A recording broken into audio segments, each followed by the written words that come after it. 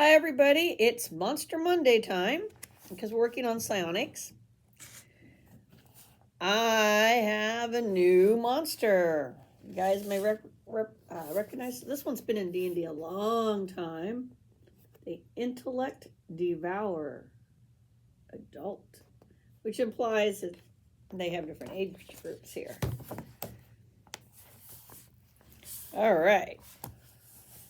Let's get it on with our monsters here, huh? Climate, terrain, any subterranean or dark areas. Likes to hide in the shadows. Come out in the dark and get you. Frequency, very rare. Organization, solitary, which is good for the players. Activity cycle, any, if dark. So even though they're associated with dungeons, this thing could be coming out of the dungeon in the night, particularly nights where there's no moon in the sky. You know, when it's in the dark phase, like if you have a single moon in your setting. Just saying. Diet, mines. Intelligence, vary, 11 through 12. Treasure, D. Alignment, chaotic, evil. And these are the 2E rules, by the way.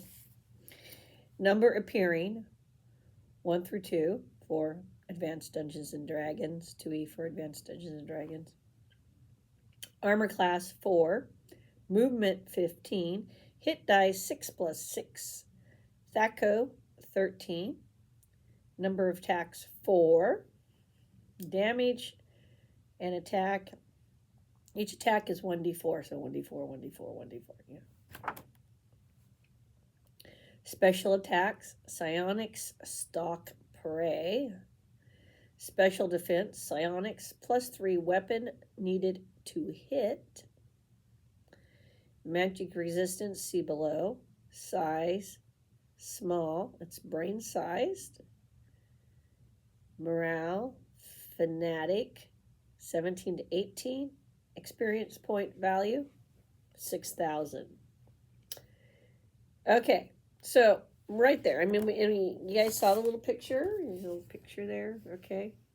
It's not a big monster. It's a little monster. So on the horror scale, again, don't say intellect devour to the players. Describe a brain creeping around or running around, or you see what I'm saying? It's a brain, a wobbly brain, Okay, the term intellect devour only applies to the adult form of the species. The larval stage, or Oostlager, is covered under a separate page. An intellect devourer looks like a large human brain standing on 4 legs. The brain has a crusty protective covering. The legs are bony and double-jointed. Each appendage ends in a foot with 3 great stubby talons. Combat. Intellect devourers are surprisingly capable in melee. Only magical weapons with a +3 bonus or greater can harm them. All right. So, for your more low-level magic campaigns, this might be a problem. If you only have +1 weapons, you're going to have a think as the DM before you put them up against such a monster, the players. How can they defeat it otherwise? Give them the tools. I mean, you can still have a low level where like magical items are rare and they're not very high in the pluses. You can do that. So let's just keep that idea as we learn about this critter. Even then, the weapons cause only a single point of damage per attack. Clearly, weapons are not the way to go here. Furthermore, these creatures can strike back with all 4 of their clawed legs simultaneously. thus the 1d4 attack, okay, four times, if they wish. To do this, they spring onto their opponent and rake. So you've got some great imagery there to work with. However, the primary offensive of an Intellect Devourer is psionics. They hunt for psionic creatures and characters using special version of psionic sense, 60-foot range, no cost. If they locate a potential victim, they proceed to stalk him, waiting until they can attack with surprise. So they're going to be a cautious, super intelligent, plotting, laying in wait attacker. This attack is doubly potent if the creature uses split personality.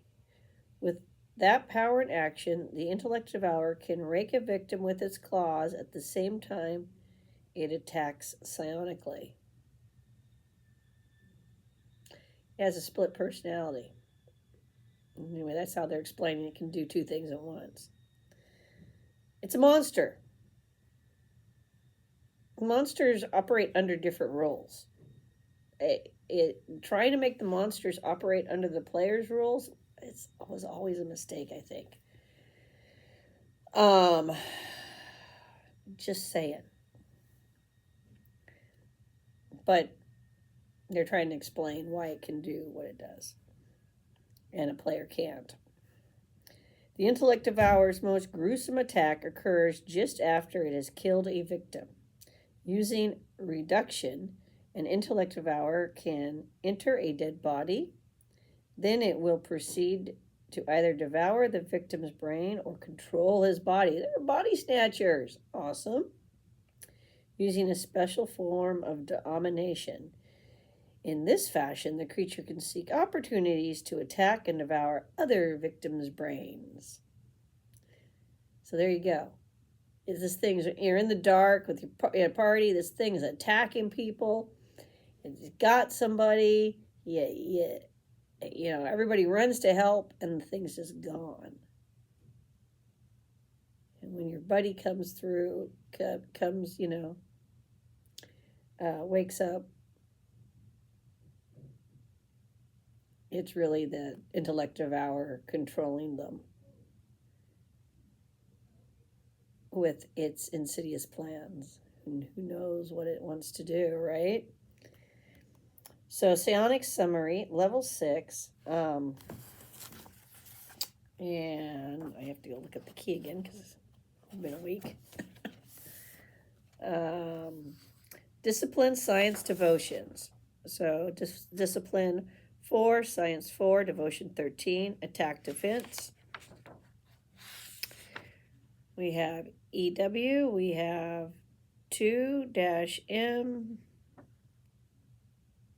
TS, and +1. So let's see what that's telling us. They're going to explain it. Intellect Devourers always have the following powers. Psycho-metabolism, that's a sciences, energy containment. Devotions, body equilibrium. Chameleon power. Ectoplasmic form. Expansion, chemical simulation, and reduction. Okay, so back up there. Chameleon power.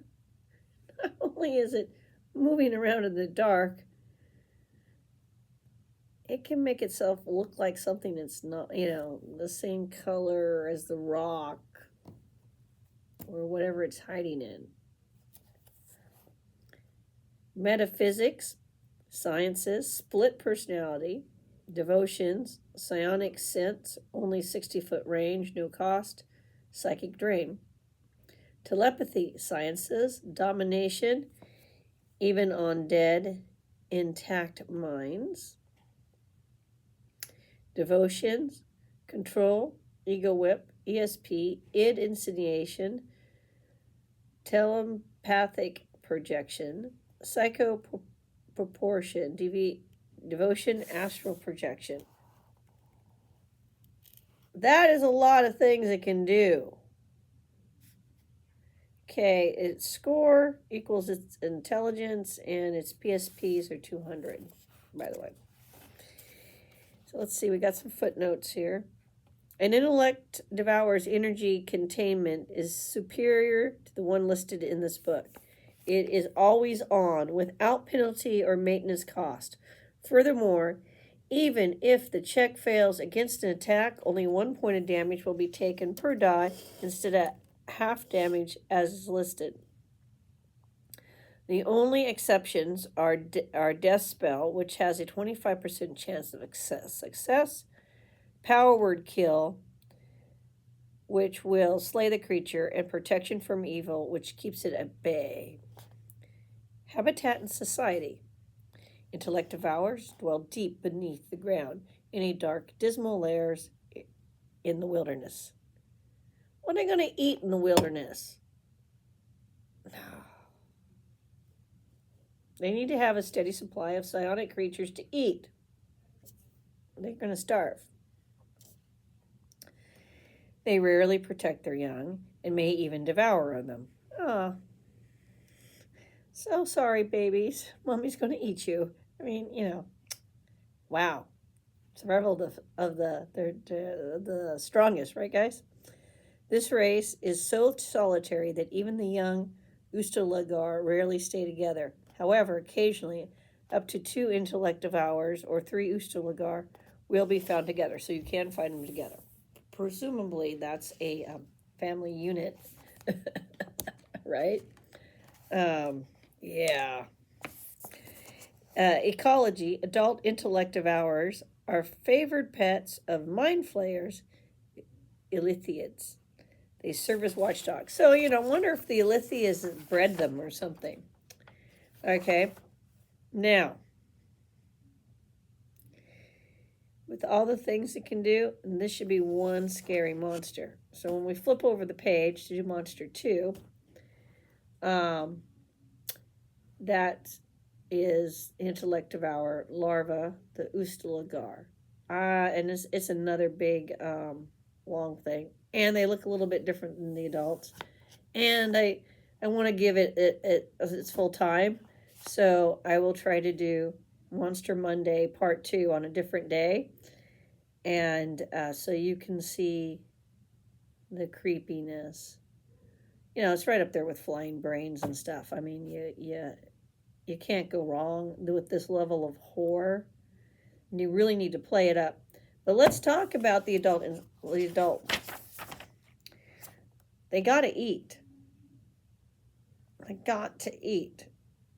Even if mind flayers have been keeping them as pets. I mean, I would argue the catacombs and sewers and dungeons under a city would be a great place for these. Because are you going to find these in ruins? Are you going to find these being watchdogs and coming out and hunting people's psionic, who are psychic, where there's a good number of people to get? And if you don't have psionics, then these are still cool. So you need to go through and understand the powers it has. You could even throw this into a sci-fi setting. So easy. It doesn't have to be fantasy. Or your, Call of Cthulhu type storyline, right? All you need to do is understand what this monster can do and run with it for the game mechanics you're using, for the setting that you're using. All right? And, you might have to tweak the damage and stuff like that based on your, your game. But my nose itches. This is a great beast, and it's a terrifying beast, and it's there's a reason. It's always been scary in D&D. This is part of the scary stuff that gets looked over in D&D so often, you know, and it's good for the higher level characters who think they know everything. And if you present it right, never say the name of the monster. You know, until later. You know, like maybe when they get back to Thrive and get back up above ground. But couldn't you see one of these things? Say it's Ilithia Master had died, you know, in the catacombs / sewers and dungeons underneath the, city, because like where I am and like several other cities out here on the West Coast. Now, we have underground cities. Now, my area has it because of flooding. And so as they just kept building up, moved the interest of the building. But so they've gone in and cleared that up, and like I forget the buildings that survived down in downtown. There's a whole little bit area of underground city, but you go into some places, people literally built an underground city because like the Chinese community to hide their wives and children. And so there's a whole fascinating underground. And you got places where you had like prohibition with the smuggling, and they built like a whole underground thing. So underground cities are totally a thing that exist separate from cities above them. And I believe in Forgotten Realms they have that. Then you drop down even more layers and you get into ancient old catacombs, and you get into, all these layers of stuff. All right. Plus sewers, underground caverns that may exist naturally, things like that. So these sort of monsters could easily exist underneath a urban setting. And if something happened to its keepers, who might have been bringing it something to eat, but now they can't, then it's going to have to go out. It's going to have to find victims. It's going to have to go into the underground city and start looking for victims. And what if no one's psychic down there? Then it's going to have to come above ground when the weather and the lighting conditions are just right, and start devouring minds. And this could be a great mystery, because even if people have heard of Intellect Devourers, they do totally associate it with out in the wilderness, in some ruins, in the deep levels of a dungeon. They do not associate it with, it needed a meal. So no longer has anybody to do that for it and keep it in check, so that it only acts as a guard dog. And now it's feral and roaming the streets of your local city, and when it can, and wreaking havoc on people's minds and eating brains, and people don't know what's going on. You got a great mystery, really hard monster to kill, and then what if it made babies? So we'll do the babies later this week, and I'm putting it out there. I think the Intellect Devourer is being underused in modern D&D, and could definitely be used in other game systems. Think horror film, sci-fi horror film, sci-fi. Go watch some 1950s atomic war movies with flying brains and stuff. I totally watched one. Create new and exciting deviant versions of these. Oh yeah. Have fun with it. Because this let loose to terrify your players. And If they like a good horror film, you've got one right there. So like, subscribe, comment. Let me know what you're thinking. Maybe the Intellect Devourers want to take over the world. They're really insidious alien. I mean, you see what I'm saying? Maybe they don't even have keepers. Maybe they're aliens. You can change anything you need to make it work for your setting.